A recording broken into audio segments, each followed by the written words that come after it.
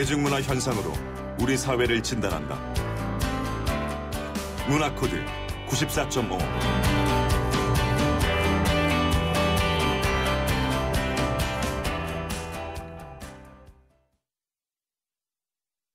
네, 매주 화요일에는 뉴스 안에 담긴 다양한 대중문화의 코드를 읽어봅니다. 문화코드 94.5 정덕현 문화평론가와 함께하겠습니다. 오늘은 스튜디오에 직접 나오셨습니다. 안녕하세요. 안녕하세요. 네, 이렇게 와주시니까 더 반갑네요. 반갑습니다. 자, 그런데 지난 주말에 이어서 오늘 새벽까지 북한과의 대치가 팽팽한 상황이었죠. 맞습니다. 네. 새벽에 이제 남과 북의 극적인 공동 합의문이 발표되고 지금까지도 언론에서는 계속 실시간 상황 전하고 북한 얘기하는 중이네요. 그렇습니다. 지난주에 제 파주에 사는 제 친구가 한 명 있는데요. 네. 예전에 이제 지금도 언론에서 활동하고 있는 친구인데 술 한잔하고 있었습니다. 네. 얼굴이 아주 잿빛이더군요. 알고 보니까 연천에 그 포격 뉴스 나왔잖아요. 네.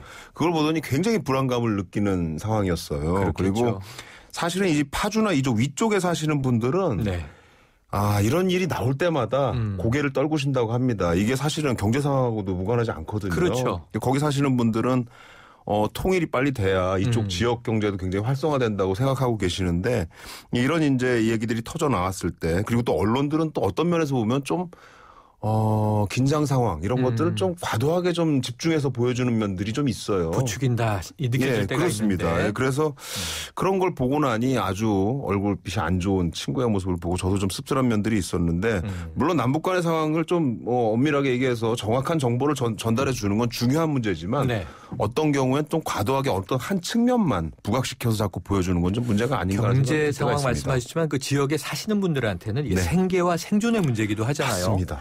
자, 하지만 평소에는 북한의 모습이나 실상이라고 하면 주로 탈북자들이 출연하는 프로그램 정도를 통해서만 듣잖아요. 맞습니다. 이게 우리가 알 수 있는 건 결국 뉴스라던가 또 가끔씩 르포 같은 것도 나오잖아요. 그렇죠. 그럴 때 보면 나오는 내용들은 거의 다 비슷해요. 굉장히 가난하게 사는 힘들게 하는 북한 주민들의 모습이라든지 이런 것들을 많이 보여주고 또 최근에는 이제 예능 프로그램들이 조금 많이 생기다 보니 특히 저 종편 같은 데서 많이 생겼는데 탈북자분들이 주로 나오시는 탈북자분들이 상당히 많이 나와요. 거기는 약간 블루오션 같은 느낌이 좀 있나 봐요. 왜 그러냐면 아무래도 이런 종편 쪽에 주시청층이라는 게 조금은 연령대가 있으신 분들이 있기 때문에 그분들을 타겟팅했을 때 북한 관련 이슈들은 상당히 관심거리거든요. 그래서 나오긴 하는데 프로그램들이 굉장히 많습니다. 채널A의 이제 만나러 갑니다. JTBC 유재석 상팔자, MBN의 황금알, TV조선, 장성민의 시사태그 이거는 물론 여러 가지를 다 다루는데 그중에 탈북자들이 자주 나와서 북한 관련 이슈들을 굉장히 많이 다룹니다. 특히 북한 관련 이런 뉴스가 나왔을 때는 집중적으로 나와서 또 하는 그 어떤 증언을 하는 내용들이 상당히 많이 들어가 있죠. 한 번씩 본 기억들이 있어요. 보통 여자 출연자분들이 많으시던데 아무래도 이게 이야기를 더 잘하기 때문인가요? 아니면 감성적이기 때문인가요? 그게 아무래도 그 여성들이 좀 얘기를 조금 잘하는 면도 있고요. 소통하는 데 있어서. 그리고 또 다른 측면에서 보면 이 북한을 우리가 이제 북한에 대해서 막연한 이미지를 가질 때 남성과 여성의 이미지가 약간 다르게 다가오는 면들이 좀 있다는 거예요. 특히 우리가 이제 저 영화 같은 거 보면요. 북한 관련된 영화들은 다 무슨 뭐라고 해야 되나요? 무슨 특파 훈련받고 나온 인물들처럼 특수요원 같은 이런 그림으로 이렇게 자꾸 그려내요, 남자들은. 특히 여성들은 상대적으로 보면 조금은 좀 부드럽게 그리거나 아니면 우리가 흔히 얘기하는 남남북녀라는 표현 있잖아요. 남남북녀라는 표현이 있죠. 그런 표현에서 만들어지는 이게 두루뭉술한 이미지가 있는데 그런 쪽으로 많이 좀 미화되는 면들이 좀 있거든요. 그래서 여성들이 더 상대적으로 많이 나오는 면이 있고요.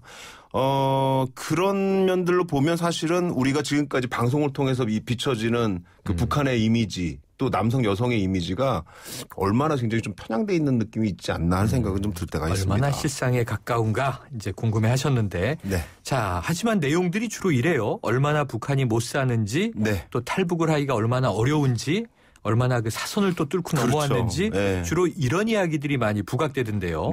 우리가 방송을 통해서 접하는 북한 이야기 알고 보면 그렇게 다양하지는 못한 거 아닐까요? 다양할 수가 없는 것 같아요. 그리고 굉장히 좀 자극적인 내용들 위주로 많이 다루거든요. 그리고 북한 고위층 얘기들이 제일 많이 들어와 있다고 하더라고요. 그 삐뚤어진 삶에 대한 이야기들 굉장히 비판적으로 다루는 경우가 많고 이런 사안이 터졌을 때는 탈북자분들이 거기에 나와서 그걸 증언하는 역할을 하는 경우들이 굉장히 많습니다. 그래서 북한 체제에 대한 어떤 비판적인 이야기들 이런 것들을 좀 끄집어내는 측면들이 많이 있다는 거죠. 그래서 네.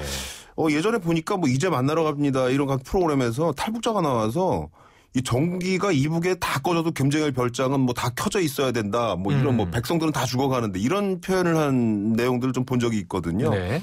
이게 결국 이제 이런 이슈에 사실 스튜디오에 나와서 탈북자들이 좀 선전도구로 활용되는 거 아니냐 이런 지적들까지도 굉장히 많이 나왔던 네, 상황입니다. 그렇습니다. 그런가 하면 또 이게 예능이나 네. 뭐 시사 교양이 아니어도 뉴스에서 보도 네. 프로그램이죠. 네. 김정은 북한 노동당 제1비서의 네. 잔혹한 처형 방식 이런 거 강조하는 경우가 많죠. 굉장히 많죠. 이것도 굉장히 자극적인 내용입니다. 그래서 사실은 이게 북한 얘기뿐만 아니라 이 자체로만 얘기해서 잔혹한 처형 이야기 이거 사실은 뭐 이라크 관련된 이 뭐 얘기들이라든지 아니면 이슬람 쪽에 있는 등장하죠. 얘기들 뭐 네. 이런 얘기들에도 상당히 많이 나오는데 뉴스에서도 이거 다루는 거 사실 조심스러워 하거든요. 네. 근데 희한하게도 북한 관련된 이런 체제 비판과 같이 나오는 얘기에서는 이런 것들이 가감없이 많이 나온다는 거예요. 이거는 상당 부분 뉴스 방식이 조금 목적의식을 좀 갖고 있는 거 아니냐 이런 의심을 저같이 방공교육 받았던 세대한테는 좀 주는 면이 있어요. 저도 또리 장군 세대예요. 예, 맞아요. 그 당시에는